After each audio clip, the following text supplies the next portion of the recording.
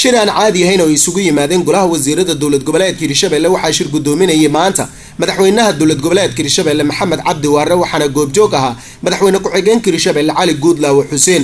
shirkan waxaa looga hadlayay arrimaha amniga dowlad goboleedka Hirshabelle kadib markii ay soo baxday in 1000 askari oo ka tirsan ciidamada Burundi laga bixin doono qayb ka mid ah gobolkan Shabeellaha Dhexe. kulanka markii uu soo gabagaboobay waxaa dibadda warbaahinta kula hadlay Daa'ud Xaaji Cirro oo ah afhayeenka dowlad goboleedka Hirshabelle.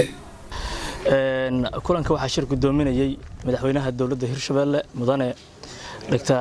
Maxamed Cabdi Waare waxaana goobjoog ahaa madaxweyne ku-xigeenka dowlad goboleedka Hirshabelle mudane Cali Guudlaawe Xuseen. dhammaan golaha wasiiraduna waa ay soo wada xaadireen shirka aan caadiga ahayn ay maanta yeesheen golaha wasiirada dowlad goboleedka Hirshabelle.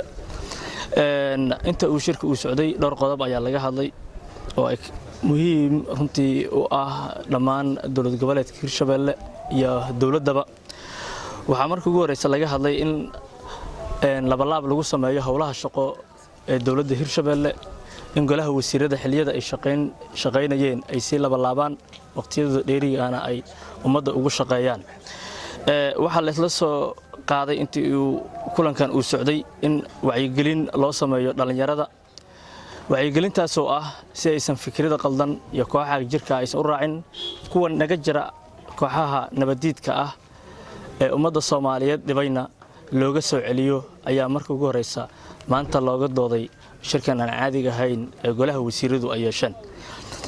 sidoo kale inta uu shirka uu socday waxaa sidoo kale laga hadlay arrimaha amniga oo runtii kan dowlad goboleed ahaan annagu priority ugu weyn aynu ka leenahay in amniga deegaanada Hirshabelle uu 100% noqdo walow haddana uu aad u fiican yahay. dhinaca kalena xildhibaano ka tirsan baarlamaanka dowlad goboleedka Hirshabelle ayaa beeniyay in xarunta golaha wakiilada Hirshabelle ay shalay la wareegeen ciidamo ka amar qaata madaxweyne Waare taas oo ay ku tilmaameen in ay tahay waxba kama jiraan.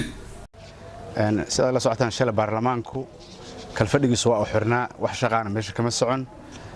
waxaan rabnaa inaan ka raali gelino sidii qaladka ahaa ee loo tabiyay arintaas oo aysan ahayn inaan baarlamaan shirkiisu furnayn inaan meeshaas wax dhibaato aysan ka dhicin. way jirtaa in baawur ciidana uu tagay meesha oo si hawla kale u gooni uu ka watay shaqo ahaan u aaday in kala shaki iyo ciidamo kala shakiyay arrin noocaas ay dhacdo way jirtaa shalay.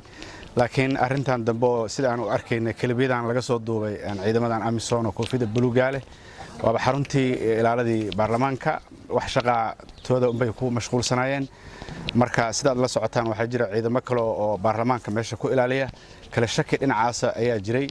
marka in arrintii dhinaca kale loo fasiro laga dhigo in baarlamaankii shalay arbushaadu ka timid in baarlamaanka ciidan soo galay waa arrin aan salay raatoona lahayn waan cadeynteedana la shalayna gudoonka baarlamaanku ma furnayn baarlamaankan waa inoo xirnaa. marka sidaas ayaan rabnaa in arrintaas ka hadalno ku beenino. Usman Cabdalle warbaahinta Goobjoog Jowhar.